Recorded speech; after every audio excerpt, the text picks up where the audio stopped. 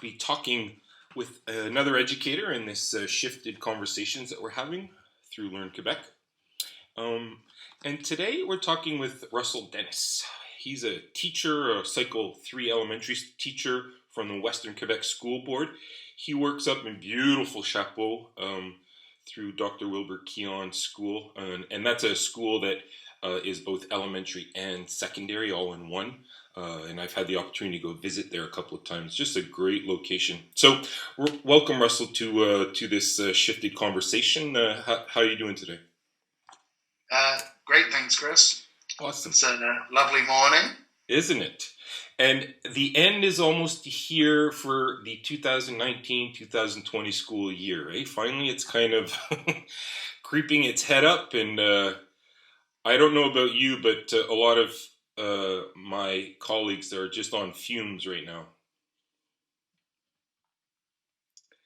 Very low energy. So let's start off. Russell, can you bring us back a little bit? We'll kind of look back to March and what happened at Dr. Keon when the order came down that the schools had to close. What was the plan at Dr. Keon for the teachers and the school and the students itself? What took place? Well, right away we were out of the classroom and we were at home, and for 2 or 3 weeks we were just sheltering in place. There was not a lot of communication or expectations at all. We had been told just be safe, and then things started happening shortly after that, and the weekly packages were going out, and we were communicating frequently with the students, weekly with each student. And then, as of May 4th, we were back in the school. Right. And what, when you guys came back, what was the setup? How did you guys kind of get the school ready to have the students come back?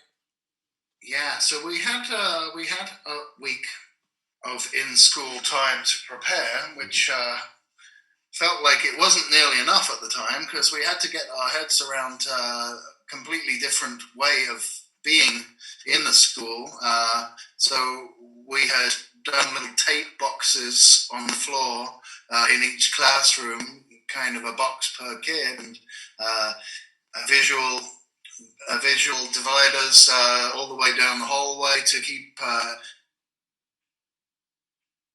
it chunked up into 2-meter distances, and we worked really hard on getting our procedures in place, and everyone really pulled together. And by the time the kids came back, we were fully ready.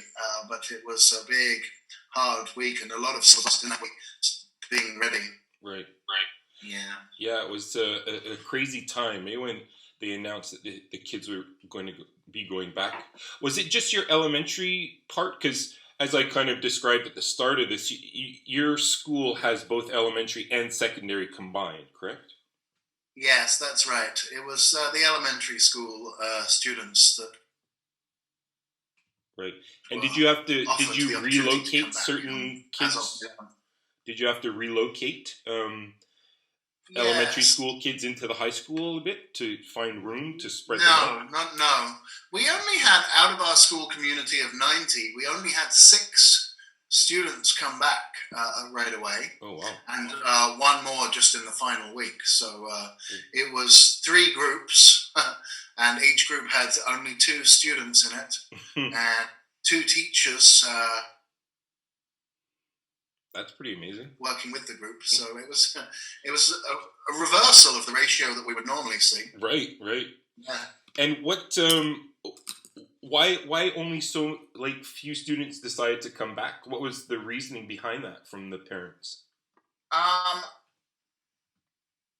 It was the administration that did all of the contacting, but quite a lot of them has said that they were vulnerable people in the home, and if they already had an opportunity to work from home, they were choosing to keep their kids home at that time. Right. Well, that's an interesting An interesting development. I mean, an ideal class almost, with 2 students in it. Imagine that. Yeah, maybe not lively enough at times. Right. Class discussions could be fairly sparse. Right. Yes. Especially if you had one shy kid in the mix, it would be. No, I hear you. Yeah. No, I was lucky not to have any shy kids for sure. Right. So, what? Talk to me a little bit about the transition. Like, I know at Dr. Keon you already do some remote online learning, right, with your secondary students through Learn. Yeah, but what was it like for the other kids that hadn't really experienced that online learning before? Talk to me a little bit about that transition from the face-to-face over to a more of an online learning environment. Yeah, so it's been pretty gradual, really. At first, we were just sending out the weekly packages and answering follow-up questions as they came in and touching base. But there was pretty limited feedback coming in, to be honest. I had 40 students, and of them, I was getting feedback from about 3 of them, and not ongoing feedback, but sporadic.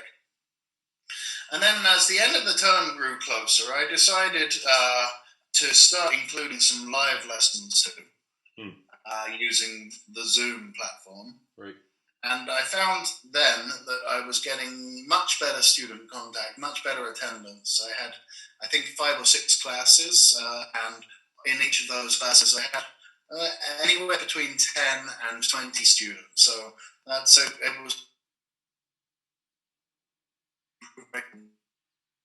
The transition at first, I guess I found it really, really stressful. Yeah. Trying to, not having to, but deciding to sort of put myself out there and, host online, right. Starring Russell right. Dennis. But each time I did it, I found it was a little easier and a little less stressful. Right. And how did you prepare yourself for doing the Zoom? What did you get any PD training from the school board, or did you go online? Like, how did you get yourself ready for that? Well, there are some Zoom tutorials online, but I'm very much a learn by playing kind of guy. Right. So I just started up an account and started having meetings with myself, in 2 different rooms, walking back and forth from camera to camera or whatever. And I just sort of played around with it and kind of figured out what I could do with it, and then went ahead and started, planning some lessons to use it. Right on. And Russell, tell me about what were some of the resources that were essential in this.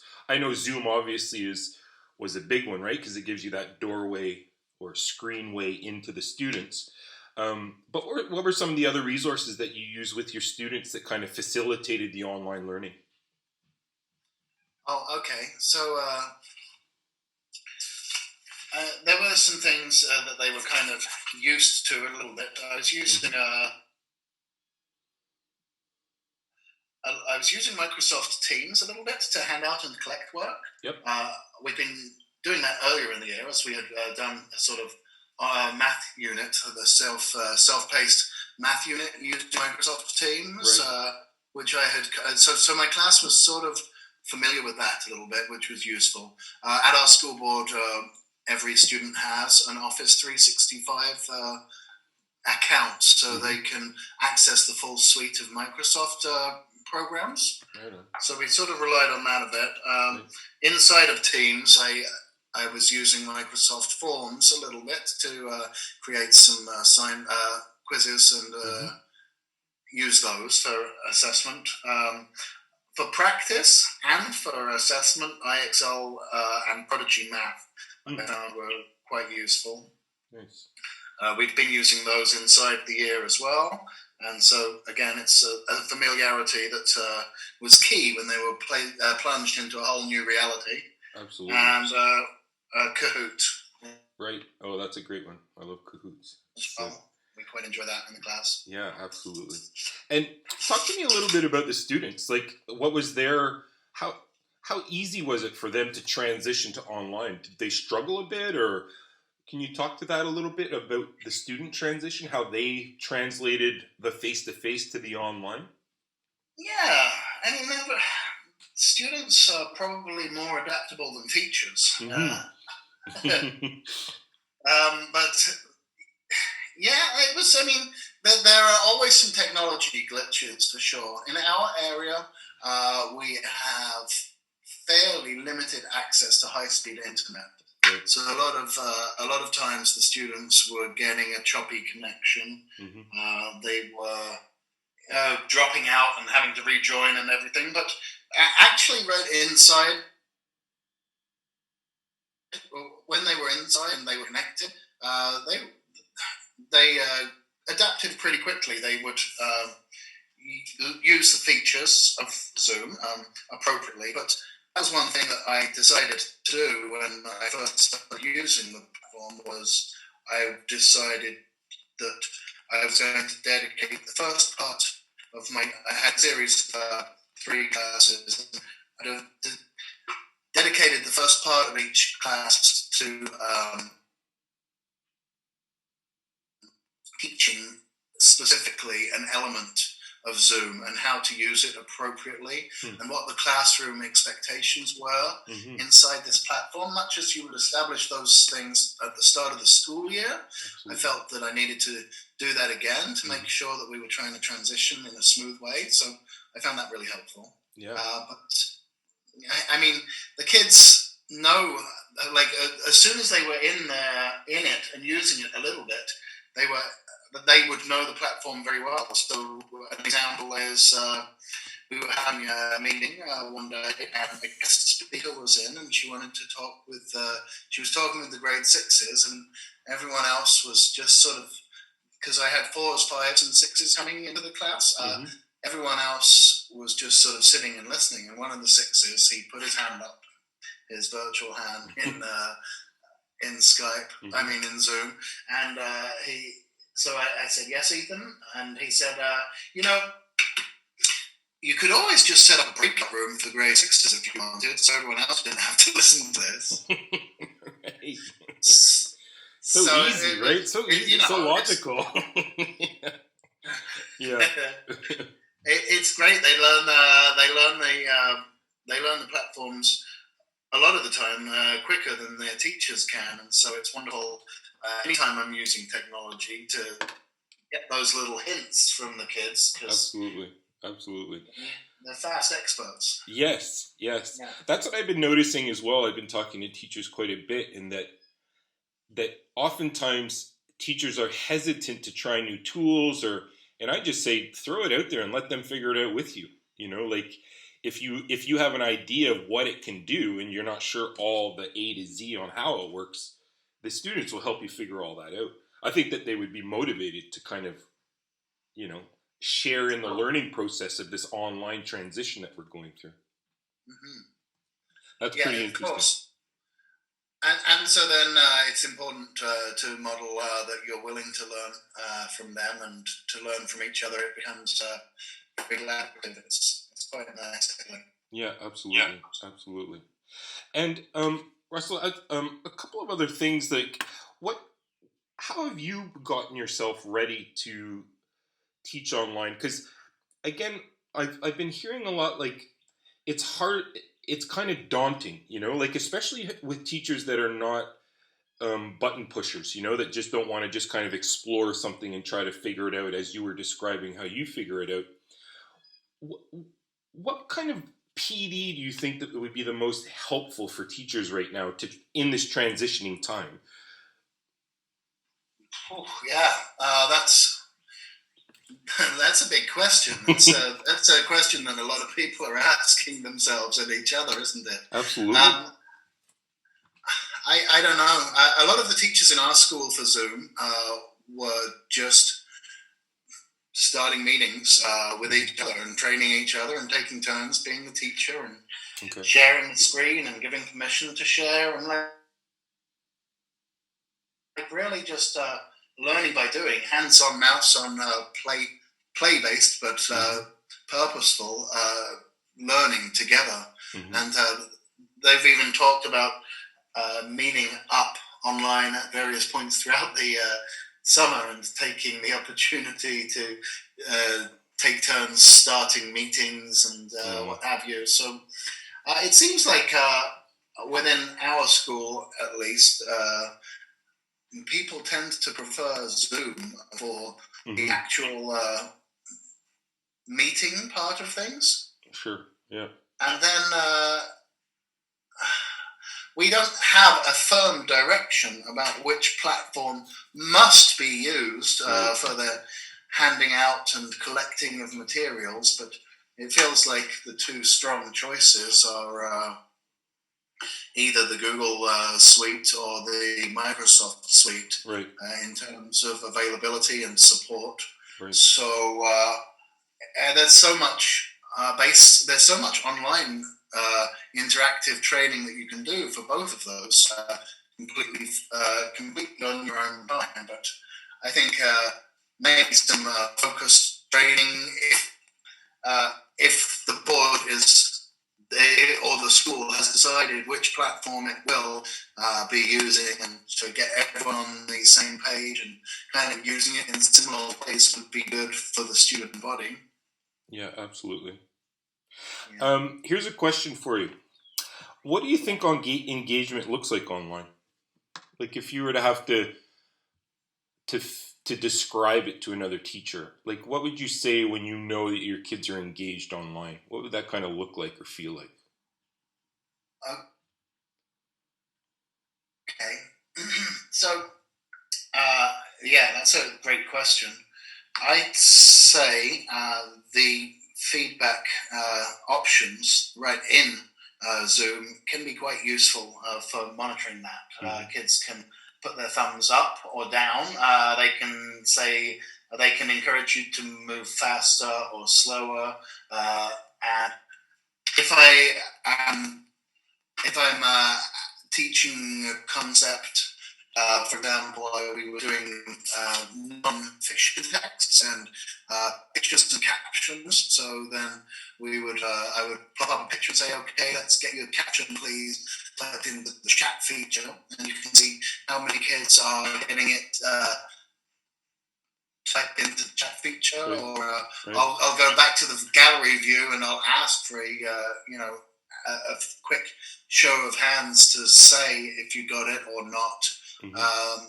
I feel like you can use those features to monitor engagement. It's quite useful in that way. That's great. Yeah, I agree with you. It's a great way to kind of keep in touch with them too, that you're far away but you're still connected somehow. Absolutely. Yeah.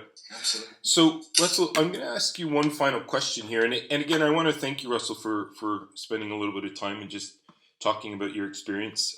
It's super helpful, and you've made some really great points that I'll be happy to share with our community. So September is going to be rolling around soon enough.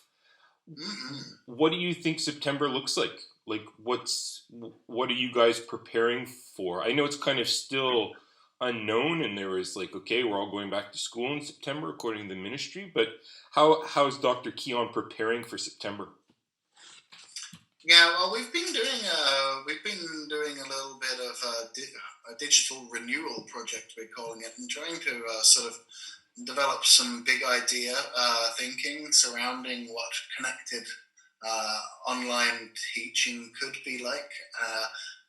And going back into the new year, we're going to continue that. The day of hands-on training used, I think, a choice of either the Microsoft or Google learning platforms. But me personally, what I'm planning to do is to use Microsoft Teams as much as I can for handing out and collecting work.